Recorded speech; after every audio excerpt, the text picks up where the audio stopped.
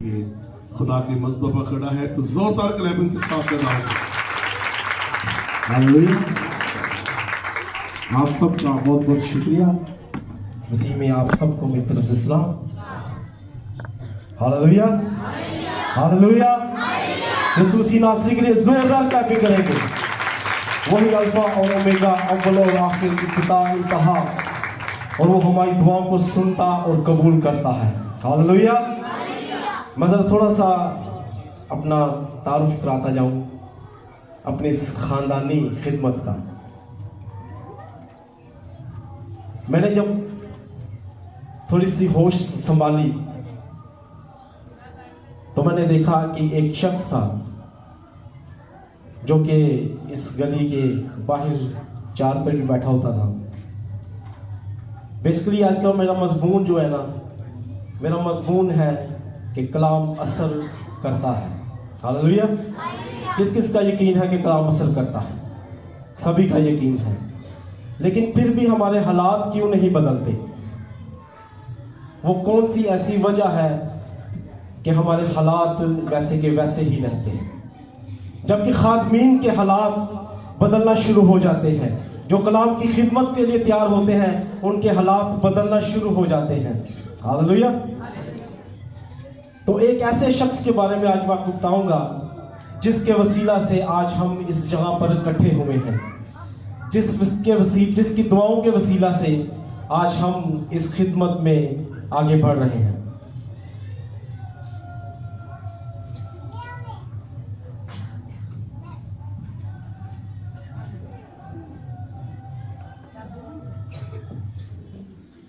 मैंने अपनी जिंदगी में बहुत से ऐसे लोगों को देखा कि जो यहाँ पर आए, इस प्लेटफॉर्म पर आए, इस मज़बा पर आए तो उन्होंने बहुत कुछ हासिल किया और हासिल करके फिर तरक्की भी की, लेकिन यहाँ को छोड़ कर चले जा रहे हैं।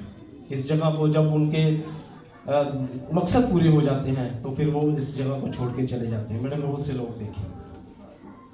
लेकिन मैं बताता चलूँ आपको कि जिस शख्स के बारे में आज आपको थोड़ा सा बताऊंगा, जिसके कलाम के वसीला से, जिसकी दुआओं के वसीला से आज हम इस खिदमत में हैं, वो शायर थे और तर्जनिगार भी थे, वो लिखते भी थे और खुदा की प्रस्तीश करते थे। वो थे हमारे दादाजी प्यारा मसीह। जोरदार क्लैपिंग करेंगे उनके लिए। आज उनकी दुआओं के वसीला से आज हम यहाँ पर खड़े हैं और वही खिदमत आज उनके बेटे पास्टर वारिस प्यारे के पास है। उन्हीं की वसीला से आज हम ये चर्च बनाने में कामयाब हुए। तो पास्टर वारिस प्यारा बड़ी खूबसूरती के साथ हमको लेकर चले और इस खिदमत में आगे बढ़ते जा रहे हैं और खुदा उनको ऐसे ही लंबी उम्र दराज करता रहे। हालेलुया। आज का मेरा मजमून है जो कि कलाम असर करता है, बशर्त है कि वो खालिस तरीके से बयान किया जाए और खालिस तरीके से उसको अमल किया जाए। अगर मैं खालिस तरीके से आप तक डिलीवर करूंगा तो आपका भी काम बनता है कि खालिस तरीके से उसको एक्सेप्ट करना, उसको कबूल करना, उसके हुक्मों पर अमल करना। तो फिर आपका हालात बदलना शुरू होते हैं, वरना हालात वैसे के वैसे ही रहते हैं और आप इसी तरह सैटरडे संडे को आप चर्च आते रहेंगे और हथिया डाल कर जाते रहेंगे और हालात वही के वही स्टिल रहेंगे आपके। खुदा का कलाम खालिस और लातब्दील है। खुदा का कलाम असर करता है। खुदा का कलाम असर कैसे करता है? अपनी सोच को बदलने से, अपनी रविशों को बदलने से। अगर हम सोच अपनी बदलेंगे तो हमारे हालात बदलना शुरू हो जाएंगे। खुदा के कलाम में लिखा है,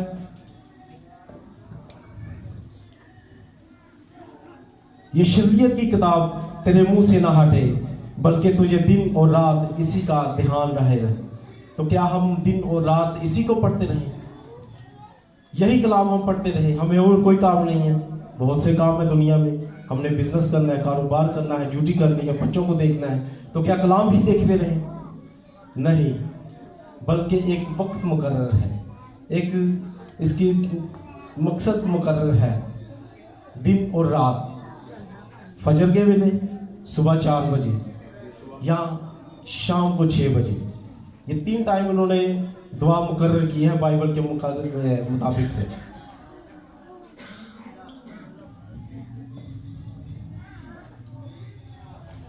अगर किसी चीज़ को हम अपनी ज़िंदगी में लेते हैं तो उसकी पूरे असरात हासिल करने के लिए उसको खालिस इस्तेमाल करें तो हमें तक़वियत मिलती है, ताकत मिलती है।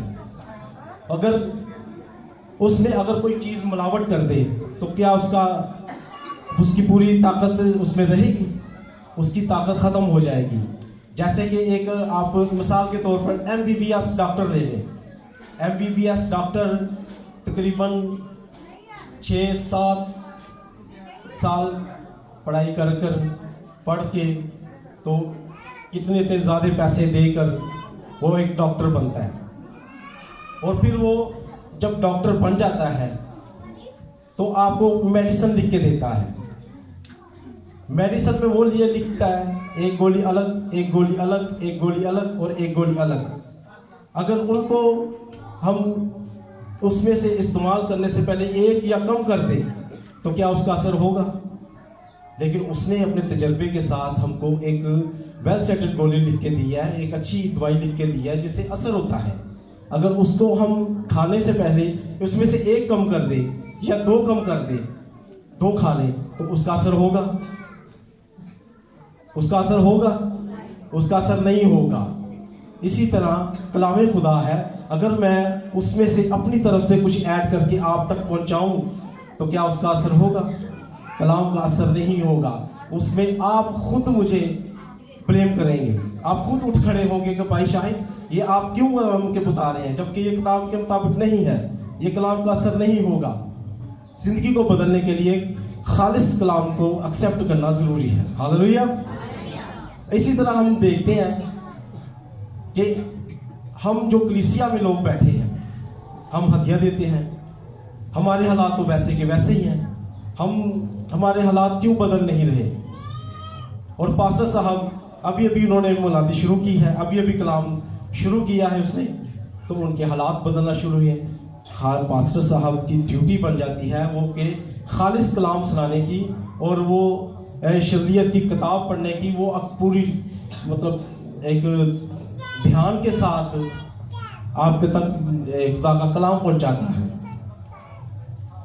तो खुदा की नज़र उन पर होना शुरू हो जाती है, खुदा का जलाल उस पर जाहिर होना शुरू हो जाता है, खुदा का पाक कलाम उस पर जाहिर होना शुरू हो जाता है, तो ऑटोमेटिक उनके हालात बदलना शुरू हो जाते हैं।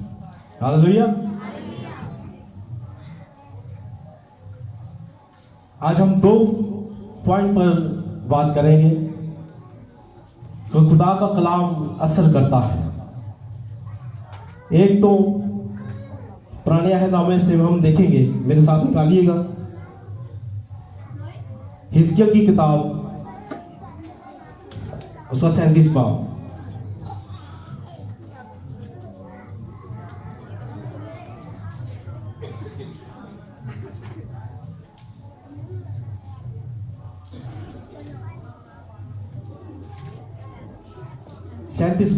उसकी पहली आयत से मैं पढ़ना शुरू करूंगा।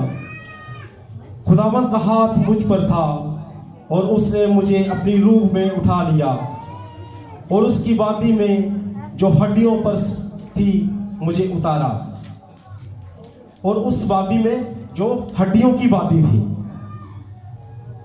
वो मुझे उनके आसपास चौगर्द फराया, और देख वो वादी के मैदान में बकसरत नहायत सूखी थी।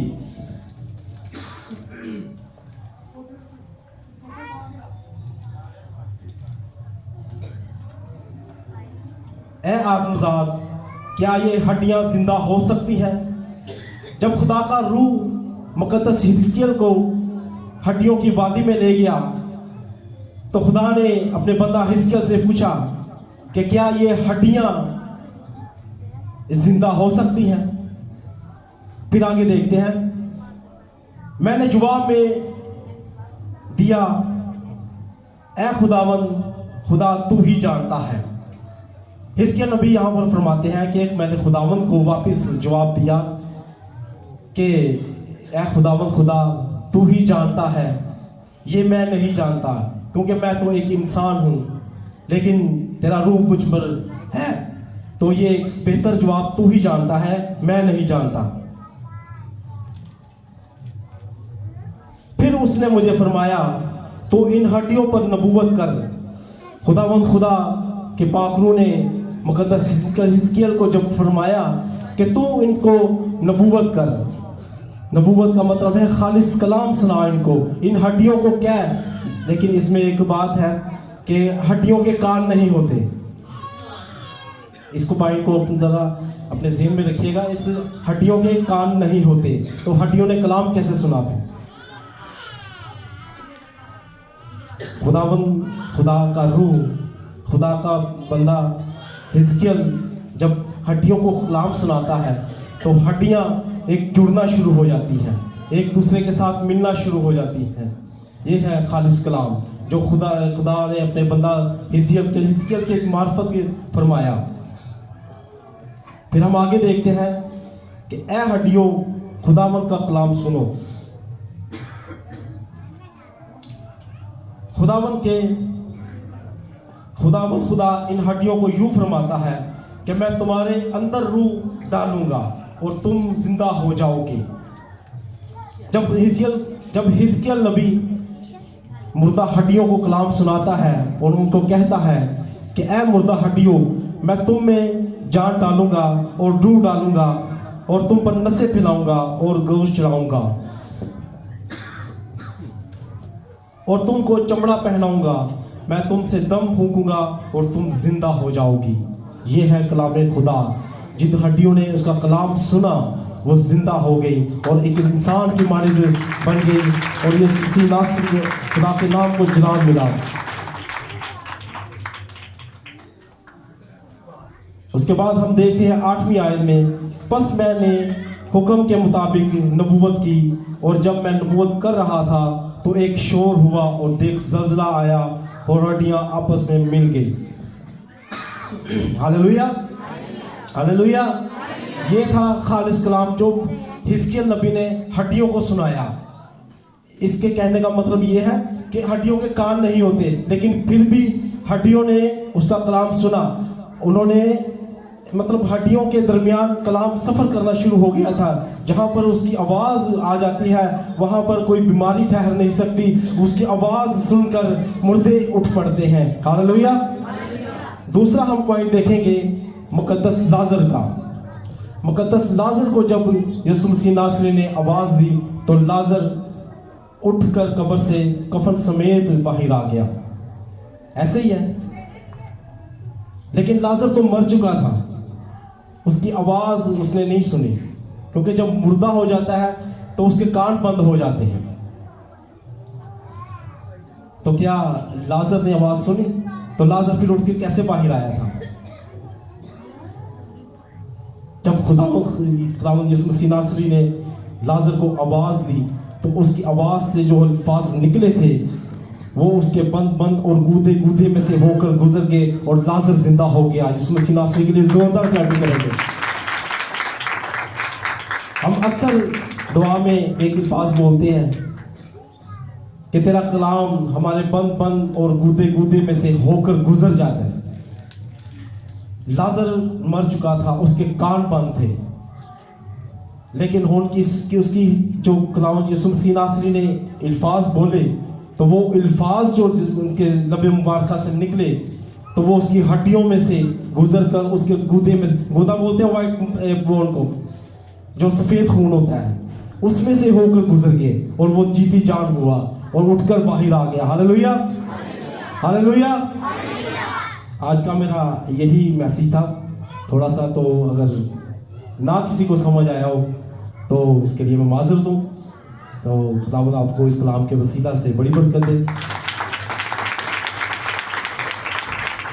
जोरदार क्लैपिंग कीजिए। ये हकीकत बात है कि जब कलाम असर करता है तो मुर्दा भी जिंदा आ जाते हैं। जब कलाम असर ना करे तो जो जिंदा भी होते हैं वो भी नहीं बदलते। कलाम असर करे तो जिंदगियां बदल जाती हैं। हालेलुया। अगर कलाम ही हम सुनकर उसको युगाली नहीं करते, उसको अपने अंदर जज़ब नहीं करते, तो फिर कैसे हम जिंदगी पा सकते हैं? कलाम को से इज्जत दीजिएगा, कलाम सुनकर, क्योंकि कलाम मुक़द्दस में लिखा है, दाऊद कहता है, ऐ खुदावन तेरा कलाम मेरे कदमों के लिए चिराग और राह के लिए, और जो कलाम पर अमल करता है वही मुबारक। इस नबूवत की किताब का पढ़ने वाला और इसके सुनने वाले और इस पर अमल करने वाले कौन है? कौन है? सब बोले कौन है? तो जो अमल नहीं करते, अब बोलो। जो अमल नहीं करते, अब बोलो। ये अब क्या है जी? देख लो, अमल करने वाले मुबारक हैं। हालेलुया। अभी आपने पास्टर साहब से कलाम सुना, तो कलाम असर करता है, और जब कलाम असर करता है तो मुर्दा हड्डियों में भी जान आ जाती है। हालेलुया। आए अपने सर झुकाएंगे, आंखें बंद करेंगे और दुआ मांगे। अल्लाह सादक आएंगे, वो दुआ में रहनुमाई करेंगे। इसके बाद फैसल आ जाए वो गीत गाने के लिए।